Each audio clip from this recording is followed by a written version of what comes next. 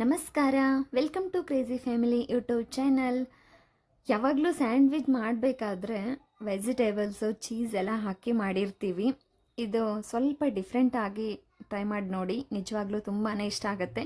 ನಮ್ಮ ಮನೆಯಲ್ಲಿ ಅಕ್ಷರ ಅಂತೂ ತುಂಬಾ ಇಷ್ಟಪಟ್ಟು ತಿಂತಾಳೆ.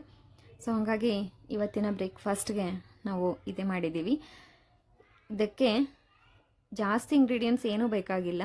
ಬ್ರೆಡ್ಡು, ತುಪ್ಪ ಹಾಗೂ ಮನೆಯಲ್ಲಿರೋ ಉಪ್ಪಿನಕಾಯಿ ಇಷ್ಟಾದರೆ ಸಾಕು. ಇಲ್ಲಿ ನಾನು ದೋಸೆ ತವ ತೊಗೊಂಡಿದ್ದೀನಿ. ನಿಮ್ಮ ಹತ್ರ ಯಾವುದಿರುತ್ತೋ ಅದೇ ತೊಗೊಂಡು ಮಾಡ್ಬೋದು. 2 ಬ್ರೆಡ್ ತೊಗೊಂಡು ಒಂದು ಸೈಡ್ ಉಪ್ಪಿನಕಾಯಿ ಹಚ್ಕೊಳ್ಳಿ ಚೆನ್ನಾಗಿ. ತವ ಮೇಲೆ ತುಪ್ಪ ಹಾಕಿ ಬ್ರೆಡ್ ಚೆನ್ನಾಗಿ ಬ್ರೌನ್ ಆಗೋವರೆಗೂ ಟೋಸ್ಟ್ ಮಾಡ್ಕೊಳ್ಳಿ. ತುಂಬಾ ಟೇಸ್ಟಿಯಾಗಿರುತ್ತೆ. ಒಂದ್ಸರಿ ಟ್ರೈ ಮಾಡಿ ನೋಡಿ.